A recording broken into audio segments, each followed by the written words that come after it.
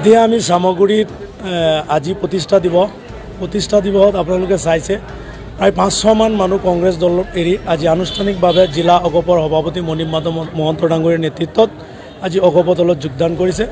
আৰু যোৱা মাহত আমি 5জন আঞ্চলিক সদস্য আৰু জিলা পৰিষদৰ সদস্য আৰু কিছুমান নেতৃস্থানীয় ব্যক্তি যিসকলে কংগ্ৰেছক নেতৃত্ব দিছিলে সেইসকল আহি আমাৰ অ.গ.প দলত যোগদান কৰিছে। পঞ্চায়ত নিৰ্বাচন আপোনালোকে যোৱা আমি 11 তাৰিখে লটানী চাপৰিত এখন মিটিং কৰিছিলোঁ। আপোনালোকৰ সামাজিক মাধ্যমত বা প্ৰিণ্ট মিডিয়াত ইলেক্ট্ৰনিক মিডিয়াত আপোনালোকে প্ৰচাৰ কৰিছে। দেখা পাইছে যে কংগ্ৰেছৰ দুৰ্গ বাটিয়াকালিত আজি প্ৰায় 500 মানুহে অ.গ.প দলত যোগদান কৰিছে। আজিও এই প্ৰতিষ্ঠা দিৱসৰ লগত সংগতি ৰাখি আজিও 500মান মানুহে আনুষ্ঠানিকভাৱে অ.গ.প দলত যোগদান কৰিছে। ইয়াৰ পৰা এটা আমি মেছেজ গৈছে যে আগন্তুক পঞ্চায়ত নিৰ্বাচনত আমাৰ শিঙিমাৰী জিলা পৰিষদৰ যি 6টা পঞ্চায়ত আছে এই পঞ্চায়তত আমি নিশ্চিতভাৱে অ.গ.পৰ পাৰ্টি জয়ী কৰাব পাৰিম।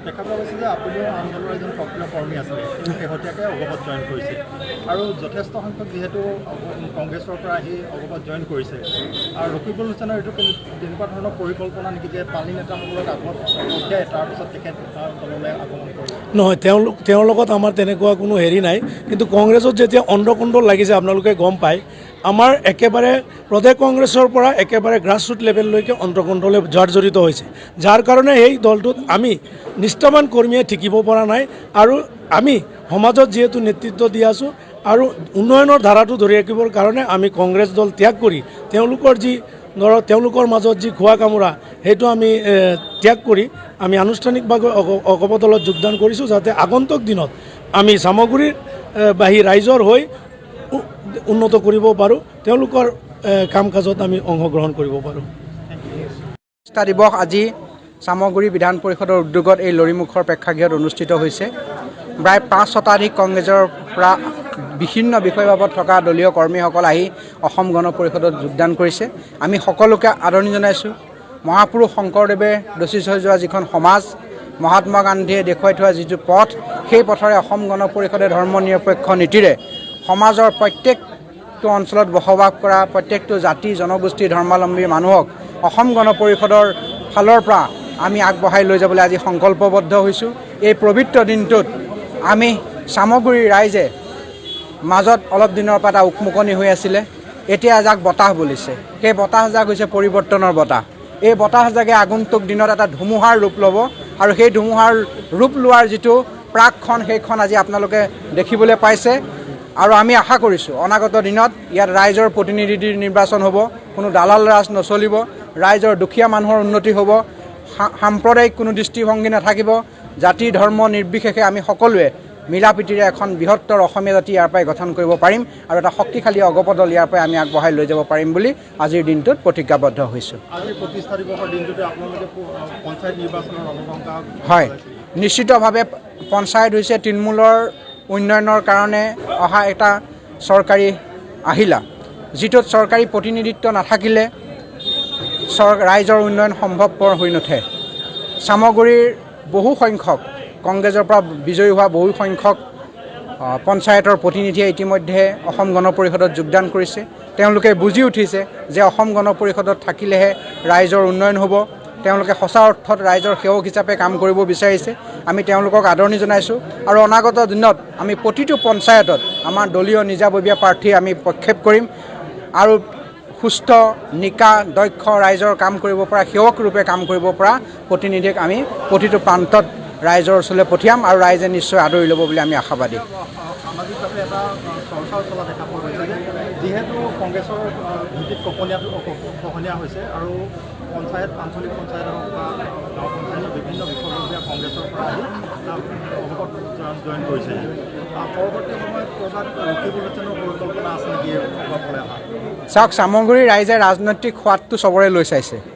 ৰাজনৈতিক সোৱাদটো কিন্তু চামগুৰি ৰাইজে এতিয়া বদলাই পেলাই নতুন এটা চিন্তা চৰ্চাৰে আগবাঢ়িছে। আমি সেইখনত আমি আগবাঢ়িছোঁ। চামগুৰি ৰাইজে অসম গণ পৰিষদৰ ফালৰ পৰা যিগৰাকী প্ৰাৰ্থী হ'ব অনাগত দিনত সেইগৰাকীক আগবঢ়াই ল'বলৈ এটা মন লৈছে আৰু আমি তেনে এক সময়ত দলীয় কাম কাজ সূক্ষ্মভাৱে আৰু সবলভাৱে আগবঢ়াই লৈ যাবলৈ চিন্তা পাৰিম বুলি আজিৰ দিনটোত প্ৰতিজ্ঞাবদ্ধ হৈছোঁ। আজি প্ৰতিষ্ঠা দিৱসৰ দিনটোতে আপোনালোকে পঞ্চায়ত নিৰ্বাচনৰ অনুশংকা হয়, নিশ্চিতভাৱে পঞ্চায়ত হৈছে তৃণমূলৰ উন্নয়নৰ কাৰণে অহা এটা চৰকাৰী আহিলা, যিটোত চৰকাৰী প্ৰতিনিধিত্ব নাথাকিলে ৰাইজৰ উন্নয়ন সম্ভৱপৰ হৈ নুঠে।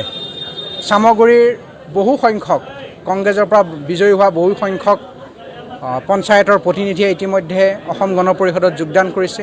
তেওঁলোকে বুজি উঠিছে যে অসম গণ পৰিষদত থাকিলেহে ৰাইজৰ উন্নয়ন হ'ব। তেওঁলোকে সঁচা অৰ্থত ৰাইজৰ সেৱক হিচাপে কাম কৰিব বিচাৰিছে। আমি তেওঁলোকক আদৰণি জনাইছোঁ আৰু অনাগত দিনত আমি প্ৰতিটো পঞ্চায়তত আমাৰ দলীয় নিজাববীয়া প্ৰাৰ্থী আমি প্ৰক্ষেপ কৰিম আৰু সুস্থ নিকা দক্ষ ৰাইজৰ কাম কৰিব পৰা সেৱক ৰূপে কাম কৰিব পৰা প্ৰতিনিধিক আমি প্ৰতিটো প্ৰান্তত ৰাইজৰ ওচৰলৈ পঠিয়াম আৰু ৰাইজে নিশ্চয় আদৰি ল'ব বুলি আমি আশাবাদী। সামাজিকভাৱে এটা চৰ্চাও চলা দেখা পোৱা গৈছে যে যিহেতু কংগ্ৰেছৰ ভিত্তিত খহনীয়া হৈছে আৰু পঞ্চায়ত আঞ্চলিক পঞ্চায়ত হওক বা গাঁও পঞ্চায়তৰ বিভিন্ন বিষয়ববীয়া কংগ্ৰেছৰ পৰা আহি অ.গ.প জইন কৰিছে। পৰৱৰ্তী সময়ত ক'ৰবাত ৰখিবলৈনৰ পৰিকল্পনা আছে নেকি অ.গ.পলৈ অহা? চাওক, চামগুৰিৰ ৰাইজে ৰাজনৈতিক সোৱাদটো চবৰে লৈ চাইছে। ৰাজনৈতিক সোৱাদটো কিন্তু চামগুৰি ৰাইজে এতিয়া বদলাই পেলাই নতুন এটা চিন্তা চৰ্চাৰে আগবাঢ়িছে। আমি সেইখনত আমি আগবাঢ়িছোঁ। চামগুৰি ৰাইজে অসম গণ পৰিষদৰ ফালৰ পৰা যিগৰাকী প্ৰাৰ্থী হ'ব অনাগত দিনত সেইগৰাকীক আগবঢ়াই ল'বলৈ এটা মন লৈছে আৰু আমি তেনে এক সময়ত দলীয় কাম কাজ সূক্ষ্মভাৱে আৰু সবলভাৱে আগবঢ়াই লৈ যাবলৈ চিন্তা কৰিছোঁ। মই ভাবোঁ অনাগত দিনত আমি অসম গণ পৰিষদৰ ইয়াত নিজা প্ৰাৰ্থী থাকিব আৰু আমি দলটো তেনেদৰে শক্তিশালী হ'ব পাৰিম। দেখা পোৱা গৈছে যে বিগত প্ৰায় 1.5 বছৰ হ'ল ইয়াত সাংসদগৰাকীক দেখিবলৈ পোৱা নাই, যথেষ্ট সমস্যাৰে জড়িত হৈ পৰিছে। কি ক'ব এই সময়ত? চাওক, তেওঁ দিল্লীত মাত মাতে, কাৰ হৈ মাত মাতে, কাৰ কথা কয়? গান্ধী পৰিয়ালৰ কথা কয়, প্ৰিয়ংকা গান্ধীৰ কথা কয়, ৰাহুল গান্ধীৰ কথা কয়, বিস্কুট খোৱাৰ কথা কয় কুকুৰে, এইবিলাক কথাহে কয়। এইকাৰণে আমি ৰাইজে, বিশেষকৈ সংখ্যালঘু ৰাইজে অহা বছৰলৈ আমি সচেতন হ'ব লাগিব আৰু তেওঁলোকে সচেতনতাৰ মন আৰু ৰাজনৈতিক এটা সচেতনতা ইতিমধ্যে প্ৰকাশ কৰিছে। আমি ভাবিম 24 চনৰ লোকসভা নিৰ্বাচনত ৰাহুল গান্ধীক নেতৃত্বত যি কংগ্ৰেছ আছিলে সেই কংগ্ৰেছৰ তেওঁৰ শিষ্য গৌৰৱ গগৈক ৰাইজে বিদায় দিবলৈ এটা মন নিশ্চয় লৈছে। আজি প্ৰায় 5 শতাধিক বিভিন্ন দলৰ কৰ্মকৰ্তা আহি অসম গণ পৰিষদত যোগদান কৰিছে।